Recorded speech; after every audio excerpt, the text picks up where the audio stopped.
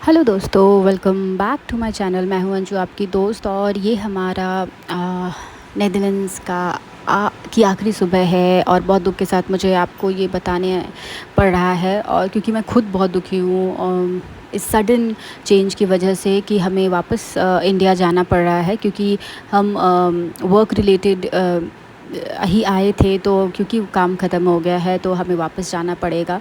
और क्योंकि ये कंट्री हमारे लिए बहुत ही इम्पॉर्टेंट है, क्योंकि हमने बहुत अच्छे यहाँ पे बहुत सारे मेमोरीज़ क्रिएट किए, बहुत अच्छे अच्छे दिन यहाँ पे स्पेंड किए।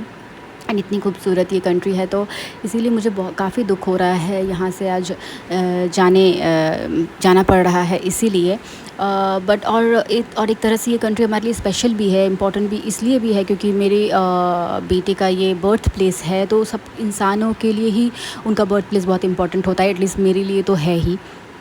तो इसीलिए ये हमेशा हमारी लाइफ का पार्ट बन चुका है ये कंट्री। तो आज का जो वीडियो है, मैं पूरा इसी के बारे में नहीं बात करूँगी। मैं कुछ इंपॉर्टेंट चीज़ों के बारे में आपके साथ बात करना चाहती हूँ वाइल हम अपना ब्रेकफास्ट आज सुबह लेने जा रहे हैं। क्योंकि घर पूरा हमने साफ़ सफाई कर दी है ना, तो जाने से पहले, एयरपोर्ट जाने से पहले, तो अभी घर पे कुछ भी नहीं है कि हम ब्रेकफास्ट भी कर सकें। तो हम डनकिन आए हैं घर के बिल्कुल पास में ही कॉफ़ी और ब्रेकफास्ट के लिए। और ब्रेकफ़ास्ट लेते लेते मैं आपको कुछ चीज़ें बताती हूँ कि अगर आप भी हमारे जैसे नेदरलैंड से वापस जा रहे हो, वापस लौट रहे हो अपनी कंट्री, क्योंकि आपका काम ख़त्म हो गया है या फिर आप जाना चाहते हो विलिंगली, तो क्या क्या चीज़ें जो है आपको ध्यान में रखनी पड़ेंगी, क्या क्या आपको करना पड़ता है बिफ़ोर लीविंग नेदरलैंड्स। तो ये बहुत बेसिक इंपॉर्टेंट स्टेप्स है, क्योंकि अगर आप ये करके नहीं जाते हो ना, तो आपको प्रॉब्लम बाद में फेस करनी पड़ सकती है। हाँ, अगर आप कुछ ही दिनों में वापस आ रहे हो फिर that's a different thing. But अगर आप फ़िलहाल के लिए, इंडेफिनिट टाइम के लिए वापस जा रहे हो, बैक कर रहे हो, तो आपको ये चीज़ें स्टेप्स याद रखनी हैं।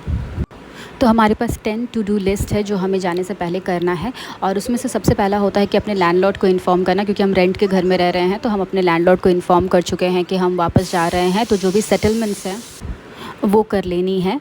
सेकंड होता है डी रजिस्टर करना, जो कि सबसे इम्पॉर्टेंट है दोस्तों। आपको सबसे पहले ध्यान रखना है कि आपको डी रजिस्टर करना है अपने म्यूनसिपैलिटी से, क्योंकि अगर आप डी रजिस्टर नहीं करते हो तो जिस आपने अपने नाम से जो घर रजिस्टर किया हुआ है इस सिटी में, वो फिर किसी और के नाम पे ट्रांसफ़र नहीं होगा, तो प्रॉब्लम होगी आपको। इसीलिए आपको डी रजिस्टर करना है म्यूनसिपैलिटी में। जिस भी सिटी में आप रहते हो, वहाँ की जो ऑफिशियल साइट है, वहाँ जाके आप डी रजिस्टर कर सकते हो। It's a very easy process. आप एक बार डी रजिस्टर कर दोगे and your name is out from that municipality, तो बहुत सारी चीज़ें खुद ब खुद सॉर्ट आउट हो जाती हैं।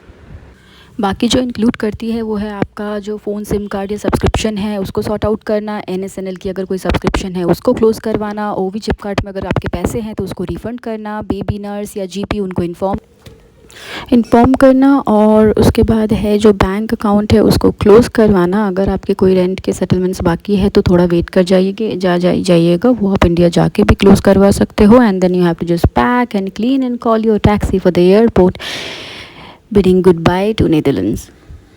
तो ये सारे स्टेप्स हैं जो आपको फॉलो करने हैं when leaving the country. And हमने ये सारी चीज़ें अप टू डेट कर ली है। और इसके बाद घर देख लिया कि घर क्लीन है एंड एवरीथिंग। एंड हमने पिक्चर्स भी लैंडलॉर्ड को सेंड कर दिया ताकि बाद में कोई इशू ना हो। एंड फ़िलहाल के लिए टाटा बाय बाय नेदरलैंड्स को, वी विल मिस नेदरलैंड्स।